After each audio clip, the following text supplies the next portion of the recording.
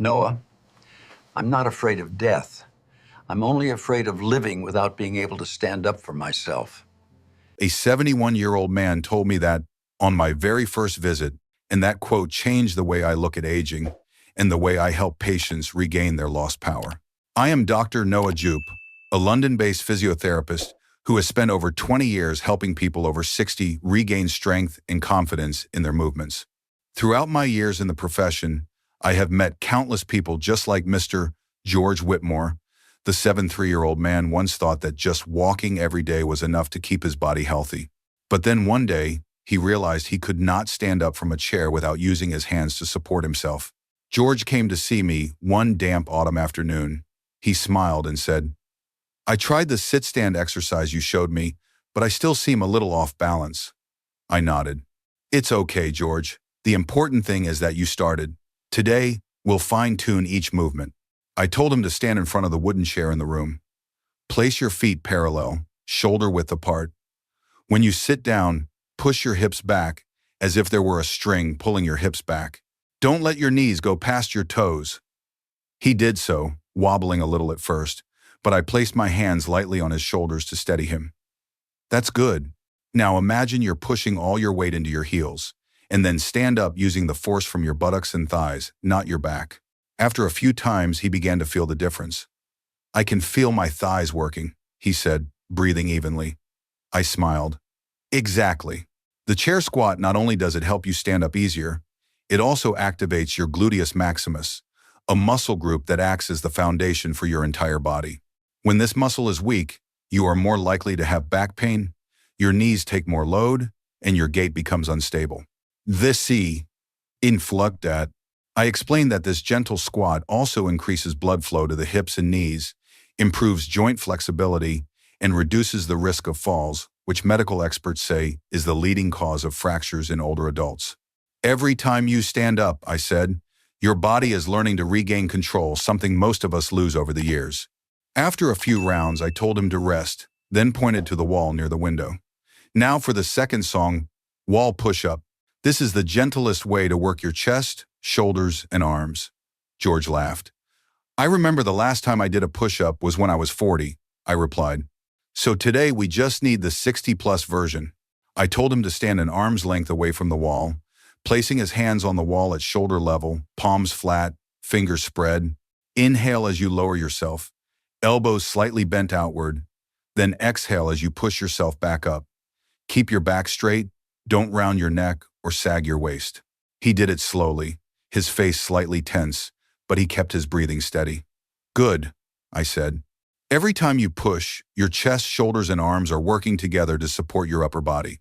This is the simplest way to combat the weakness of the shoulders that causes so many people to lose the ability to lift light objects." After 10 reps, George stood up and wiped the sweat from his forehead. "I can feel my shoulders getting hot," he said. "That's a good sign," I replied. When a muscle is fired, the nervous system sends messages to the dormant muscle fibers, waking them up. We're teaching the body that it's still strong. It's just been unused for a while. I told him more about the natural recovery mechanism. When muscles are under pressure, the body secretes growth hormone and IGF-1 factor. They stimulate muscle fiber regeneration.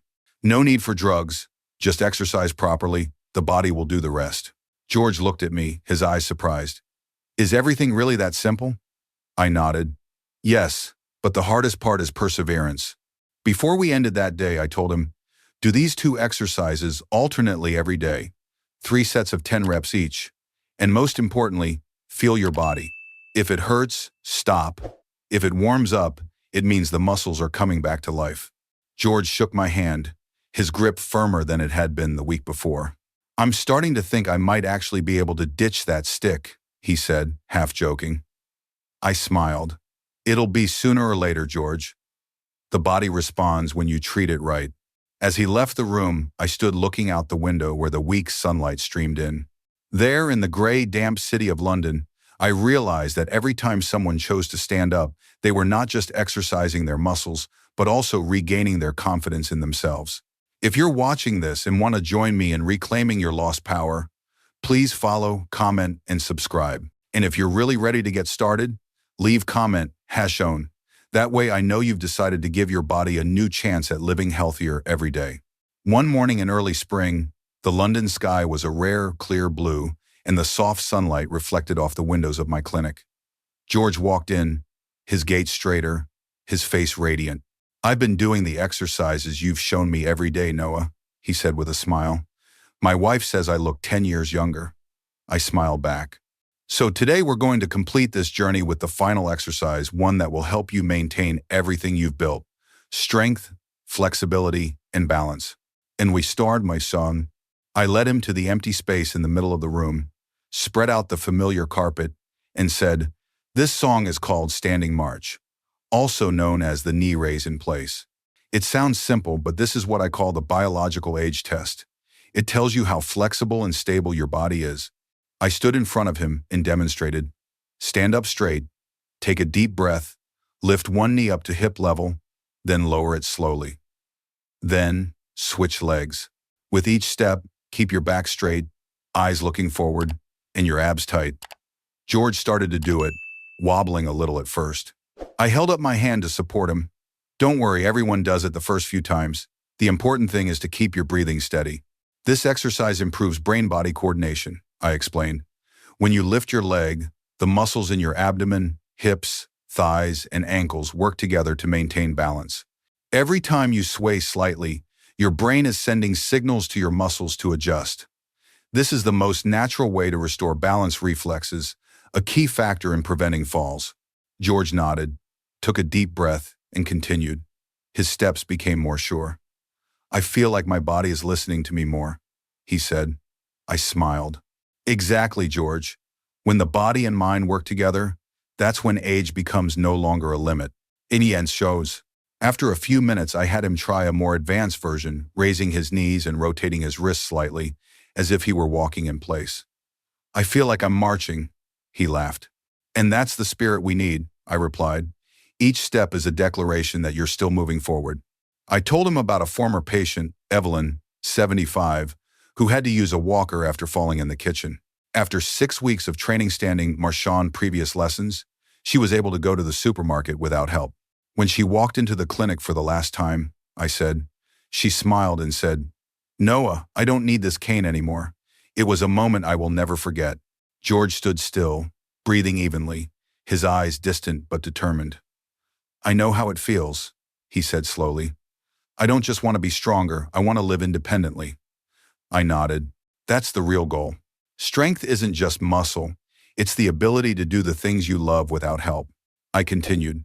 "Now you know the 5 basic exercises: chair squat, wall push-up, dead bug, heel slide, and standing march. If you do it every day, just 15 minutes, it will help increase muscle density, stabilize joints, and slow down the process of muscle loss, also known as sarcopenia. Many studies show that people who maintain this exercise habit reduce their risk of falls by 40% and their risk of heart disease by 30%. George sat down in his chair, smiling contentedly. "I never thought that a few simple exercises could make me feel so energized," I replied. "The human body is amazing in that it is always ready to heal, if you treat it well. Every time you move, you are sending your body a message. I am still here. I still want to live strong.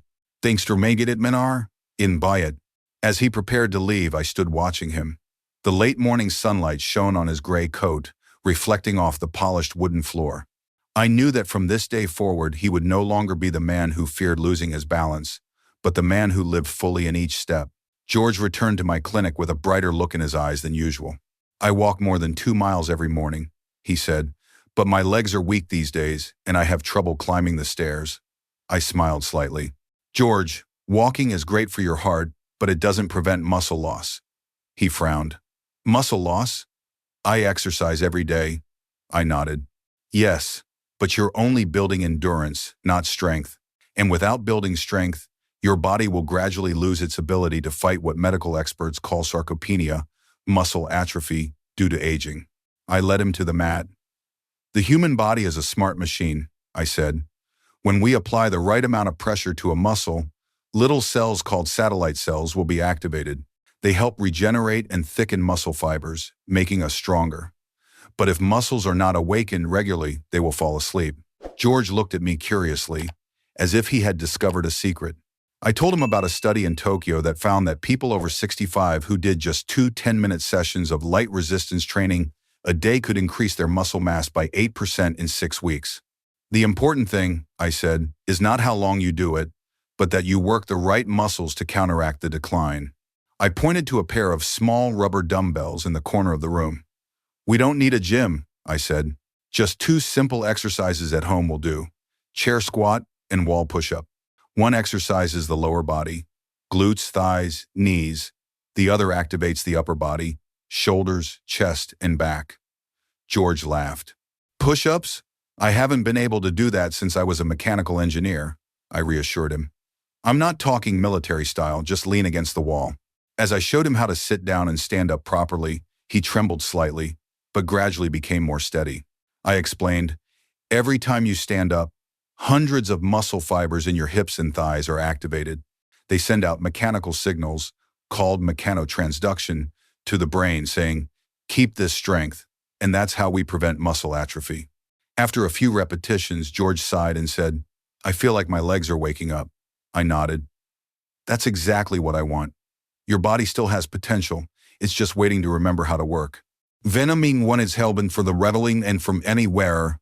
Before he left the room, I added, George, just 10 minutes a day.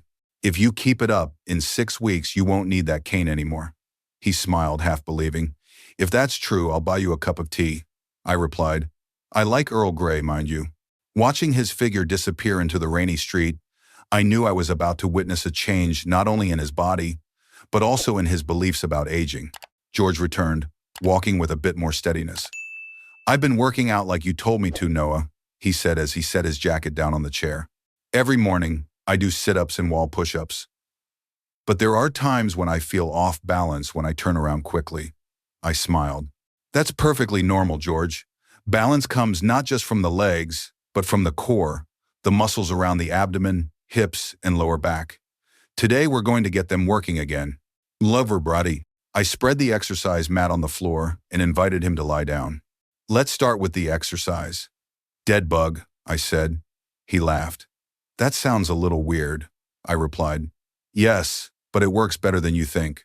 Lie on your back, I instructed, with your arms raised toward the ceiling, knees bent at right angles. Now, slowly extend your right arm and left leg out, without letting your back leave the floor. Then return to the starting position, switching sides. George tried, a little shakily at first. Go slow, I whispered. The key is to keep your abs tight. When you control the movement, your core is working.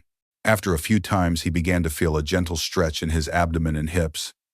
This exercise helps your core and lower back muscles learn to work together like a seatbelt, protecting your spine, I explained. When these muscles are strong, you will stand firmly, turn easily, and have a much lower risk of falling. So that it, he nodded, his eyes focused. So how long should I do it each day? Just 5 minutes, I replied. The magic of these exercises is consistency, not intensity. After he paused for a moment, I said, now for the second lesson, heel slide. George propped himself up on his hands and looked at me curiously. This is an exercise to help activate the hip flexors and improve the coordination between the legs and the abdomen, I said. I instructed him to lie on his back with his knees slightly bent.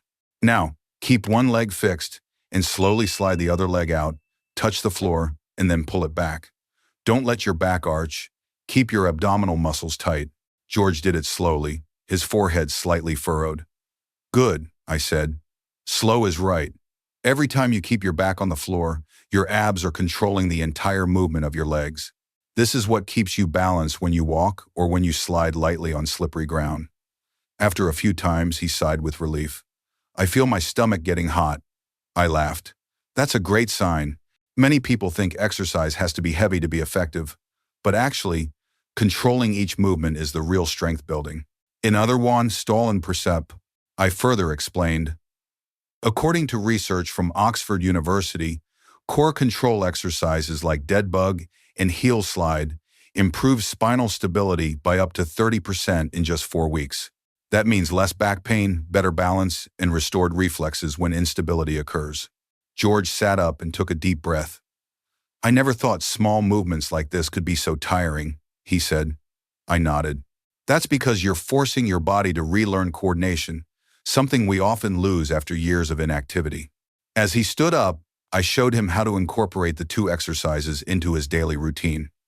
Every morning after waking up, do 5 minutes dead bug. In the evening, before going to bed, do a few rounds. Heel slide. You will find your body lighter and more stable after just a few weeks. George smiled, confidence evident on his face. I think I am starting to enjoy the exercise. It's something the stable rater. I put my hand on his shoulder and said, when you start enjoying it, that's when the real results come. Not only will your body become stronger, but your mind will also become more confident. Every movement is a reminder that you are still living proactively, still in control of your life. George nodded, his eyes calm but clear. He walked out into the pale London afternoon light, his gait steady, slow but confident. I knew that with each session he was not only regaining his strength, but also rediscovering the strong and free man he once was. And I want to tell you, just like I told George, if you start, no matter how late, your body can come back. In the final section, I'll share a simple but extremely important exercise, one that will help maintain all the gains you've made and protect your body from deterioration over time. Thank you for joining me and my patients on this journey. If George's story inspires you, please leave a comment, share your thoughts, and don't forget to subscribe as I continue to explore ways to help you maintain health, strength, and independence at every stage of your life. Because age is just a number, what really matters is that you are still walking every day on your own 2 feet.